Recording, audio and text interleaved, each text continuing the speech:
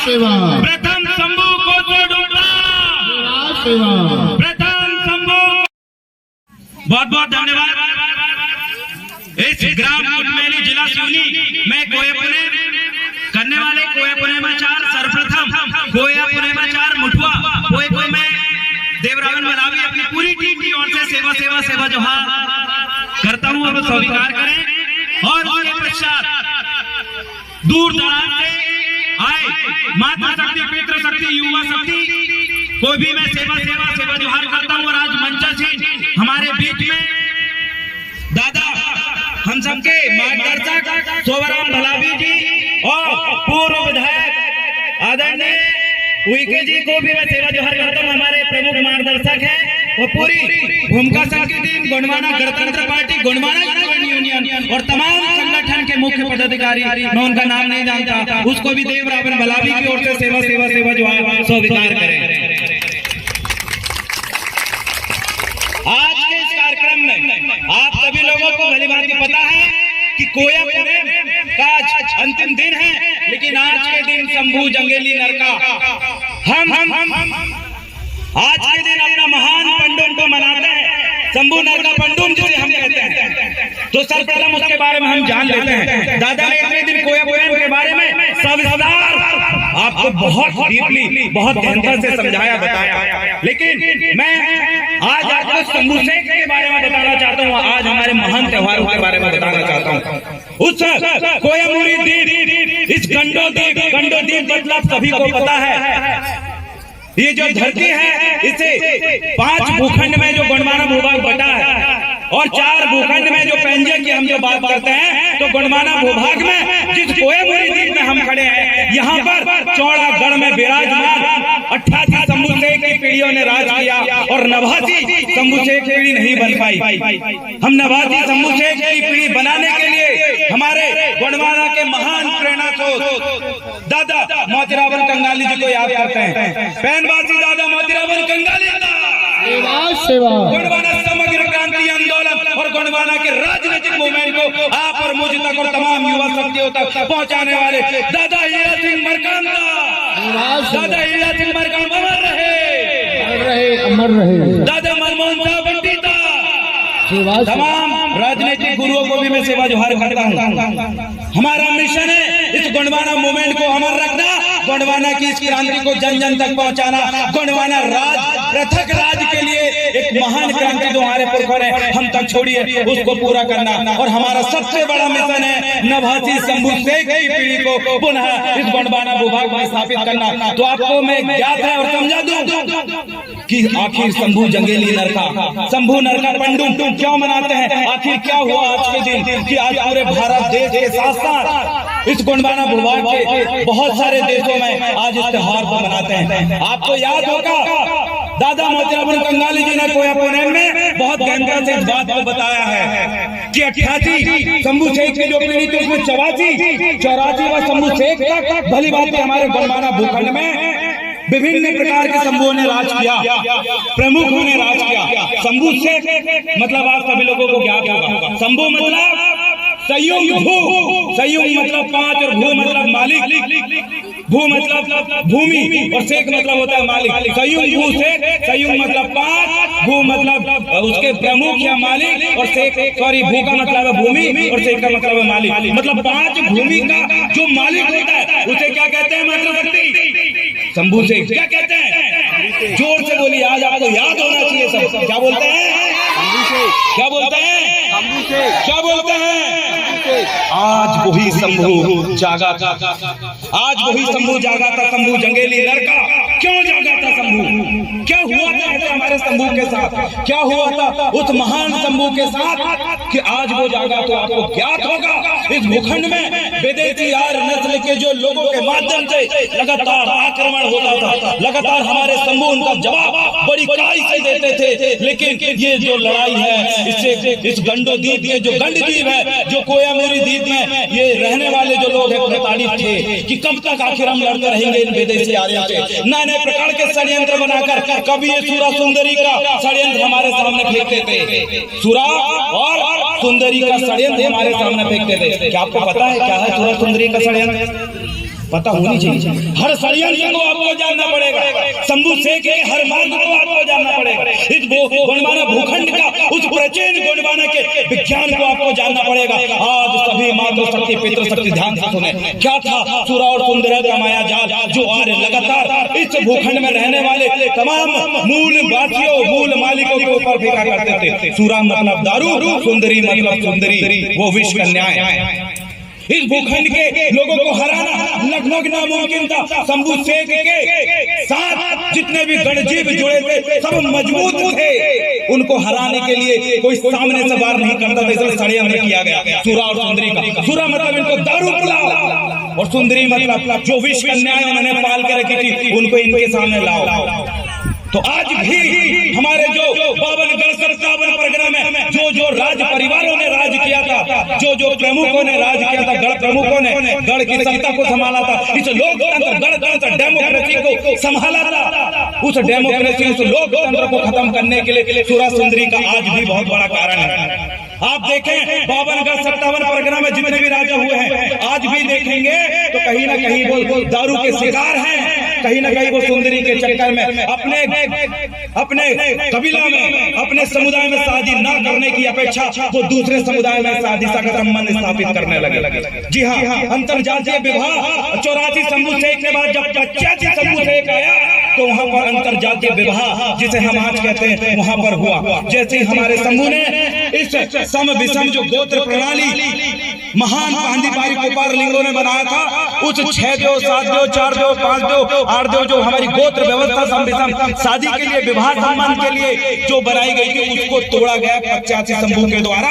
जब 85 शंभू ने उसको तोड़ा तो उसी समय से इस गोंडवाना भूभाग में उन लोगों का आक्रमण हो गया, वो राज करना शुरू कर लिए। और यहाँ पर जो गंडजीव बैठे हैं, जो मूल मालिक बैठे हैं, वो उस समय सोने के सिक्के जैसे सिक्के चलते थे, उस समय पत्थरों के महल बड़े बड़े महलों में रहते थे, बहुत अमीर थे ये लोग। यहाँ के मूल मालिक जिन्हें आज गरीब बनाया गया इतने अमीर थे कि 85 शंभू के बाद लगातार उनके सुरा और सुंदरी के उससे गिरते गए। षड्यंत्रकारी बाबाओं को यहाँ पर भीख मांगने के उद्देश्य से पहुंचाया और उन बाबाओं ने उन संतों ने हमारे साथ धोखा किया था और हमारे भेद को उन आक्रमणकारियों को बताया था कि ये यहाँ के गोंडवाना भूखंड के जो मूल मालिक ऐसे ही नहीं हारने वाले, यहाँ के शंभू ऐसे ही नहीं हारने वाले, इनको हराने के लिए इनके भेद को जानना पड़ेगा। तो उन लोगों ने कूटनीति चली और 85वां शंभू से हमारे शंभू शेख ने गैर समुदाय की स्त्री से शादी करना जब प्रारंभ करे उस समय से हमारे इस गोंडवाना भूखंड में विडंबना आई। इसलिए षड्यंत्रकारी लोग कहते हैं कि 84 लाख योनि के बाद इंसान का जन्म होता है। यह बात वो इसलिए कहते हैं क्योंकि उनको पता था कि प्रथम शंभू आदिमानव सम्राट कोसोडुम इनके बच में नहीं आया।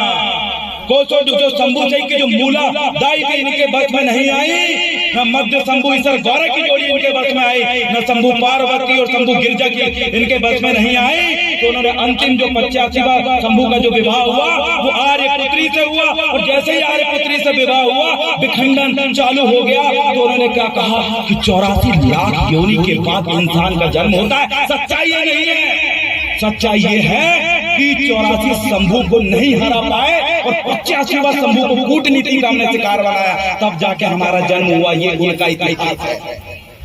84 लाख योनि 84 शंभू को इन्होंने नहीं हरा पाया, ये बोल के 84 लाख योनि के बाद हर एक षड्यंत्र कूटनीति को हम लोग समझते हैं। इसलिए जब 85वां शंभू में जब इतना हाहाकार मचा, जब वहां युद्ध होने लगा तो आर्य और जो यहाँ के गंडजीव थे गोंडवाना भूखंड के, इनके बीच में एक समझौता करने के उद्देश्य से कि अब ये झगड़ा कब तक करेंगे, वहां पर बैठा गया। मैं अब बता रहा हूँ कि क्यों जागे आज शंभू। शिवरात्रि क्यों मनाया जाता है, न्यूज़पेपर में भड़काया जा रहा है, टीवी न्यूज में गलत तरीके से बताया जा रहा है। आज जानिए शिवरात्रि का इतिहास। शिवरात्रि जिसे हम कहते हैं शंभू जंगेली नरका, शंभू नरका पंडुम इसलिए मनाया जाता है क्योंकि उस दिन एक तरफ यहाँ के गंडजीव ये बैठे तो एक परिवार लोग बैठे थे, लोगों ने समझौता करने की सोचा। तो हमारे शंभुओं ने कहा कि प्रकृति की एक भी चीज को हम आपको नुकसान नहीं पहुंचाने देना चाहते।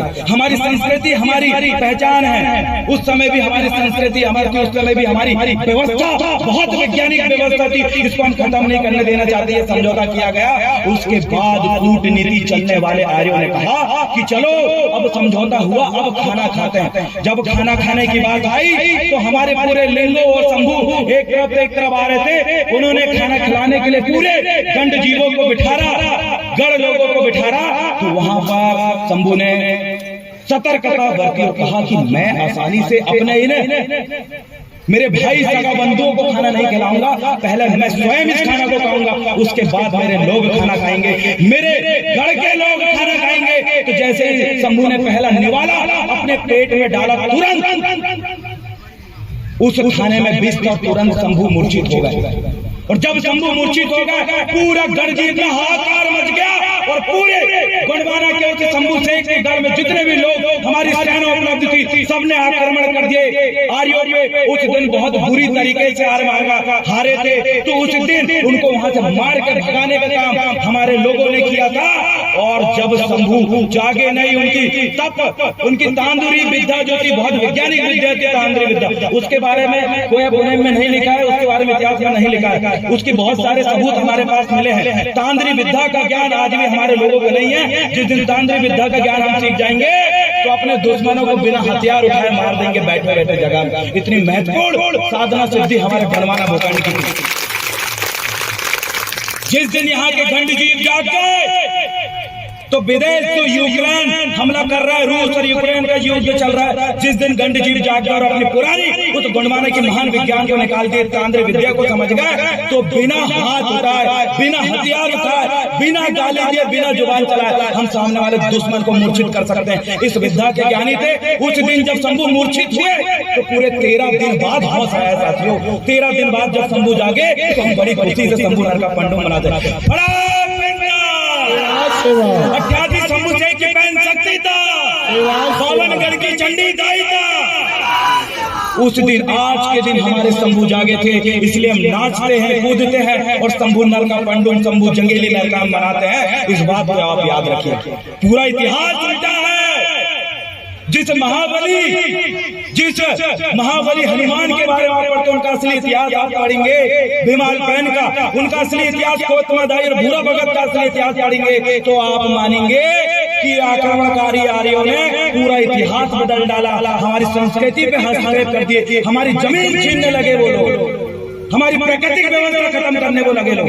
आज आपको समझ में आ गया होगा कि शंभू क्या है। शंभू मतलब संयुक्त भू से 5 भूखंड का मालिक। और शंभू जंगेली नर का या शंभू नर का पंडुम क्या है, आज आप समझ गए शिवरात्रि क्या है। सभी सियानों से निवेदन है, ये बात आपको पता थी। और एक बात और आज जान लीजिए, आज हम कोया पुनेम को समझने के लिए आए हैं। कोया पुनेम का अनुसरण अगर आप करना चाहते हो, कोया पुनेम वाकई अगर आपने सुना है, कोया पुनेम को वाकई आप अपने जीवन में अनुसरण करना चाहते हो तो सबसे पहले समझ जाइए, कोई व्यक्ति अगर आपसे पूछता है तो आपके जुबान में जवाब होना चाहिए। अगर कोई प्रश्न करता है, कोई आपसे पूछता है कि क्या है ये कोया पुनेम, क्या है कोया पुनेम, क्यों मानते हो, क्यों सुनते हो आप लोग ये कोया पुनेम, तो आप क्या जवाब दोगे? अगर आपके पास जवाब नहीं है तो आपको जवाब रखना पड़ेगा।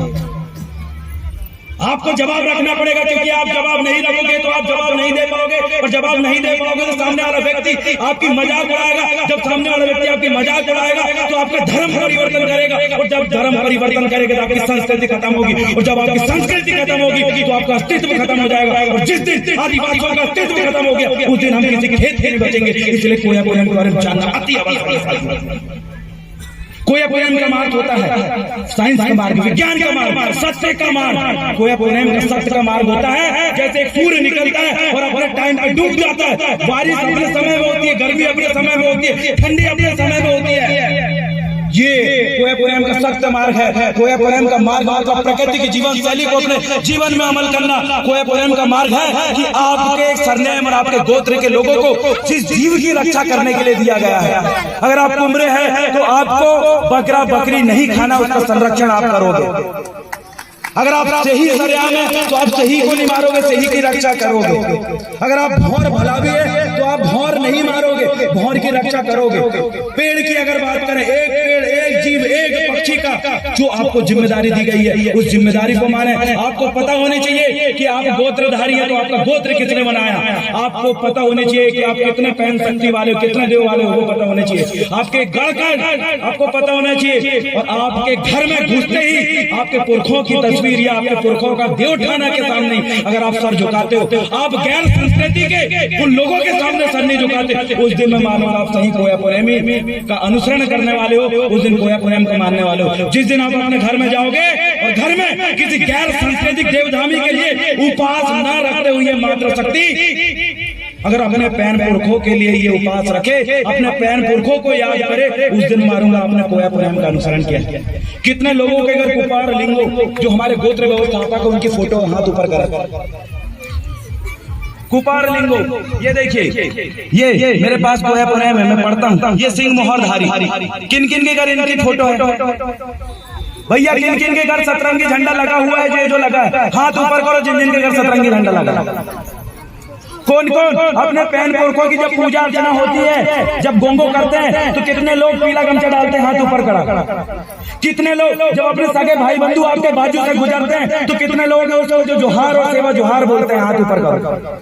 अगर आप नहीं बोलते तो आप कोया पोएम को नहीं मानते। अगर आप कोया पोएम के मानने वाले हो तो घर की चौधरी में अपने पैन पुरखों को रखो। कोया पोएम को मानने वाले हो तो अपने सगे समुदाय को सेवा जोहार बोलो। कोया पोएम को मानने वाले हो तो अपने घर टोटम के बारे में जानो। कोया पोएम को मानने वाले हो तो अपने सगे भाई की मदद करो, सगे संबंध स्थापित करो, अंतर जातीय विवाह का बहिष्कार करो और भारत सरकार को जवाब दो कि अंतर जातीय विवाह करके हम इंडिजिनस जो पीपल शुद्ध नस्ल के लोग हैं, हम अपनी नस्ल खराब नहीं करना चाहते। उस प्योर नस्ल की वजह से हमारी पहचान है, इसलिए भारत सरकार हमें इंडिजिनस कहती है। हमारी पहचान, हमारी संस्कृति ही हमारा अस्तित्व है। सजोर सेवा।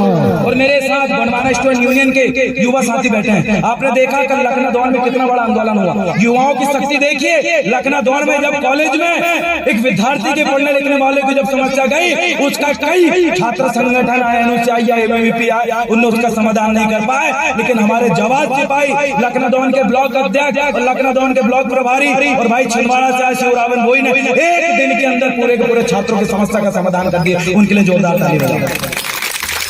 हमारे युवा वो लोग जब वो पावर प्लांट वाले कुछ हमारे बीच के कुछ भेद खोलने वाले लोगों को पैसा दे रहे हैं, हर महीना पैसा पहुंच रहे हैं, इस वजह से वो लोग उस पावर प्लांट जो कि वहां से बंद हो जाना चाहिए, अगर सरकार को विकास करना ही है तो कुछ नया करें। विकास करने के लिए मधुमक्खी पालन कर सकते हैं जिससे हम अर्थव्यवस्था को बढ़ा सकते हैं, बकरी पालन को बढ़ावा दे सकते हैं। अरे जो शिक्षा का क्षेत्र में जो कोटा पढ़ने के लिए हमारे बच्चे जाते हैं तो इस सिवनी जिला को कोटा बना सकते हैं। कई प्रकार से हम आर्थिक रूप से संपन्न हो सकते हैं या फिर यहाँ की अर्थव्यवस्था मजबूत कर सकते हैं। लेकिन कारण क्या है कि झाबुआ पावर प्लांट में और ऐसे कई डैम बन रहे हैं जो 5वीं अनुसूचित क्षेत्र को तार कर रहे हैं, हमारे 5th शेड्यूल के हक अधिकार को खत्म कर रहे हैं। हमारा वो क्षेत्र जहाँ हम लोगों को 100% आरक्षण था, वो क्षेत्र जहाँ चपरासी से लेकर कलेक्टर तक आदिवासी बनता, उस क्षेत्र को खत्म कर रही है भारत सरकार। ऐसे लोगों को जवाब देना पड़ेगा। और युवा पीढ़ी खड़ी हो चुकी है, युवा पीढ़ी जवाब देना जान चुकी है, युवा पीढ़ी अब लड़ने के लिए तैयार है। बस आप सभी मातृ शक्तियों से,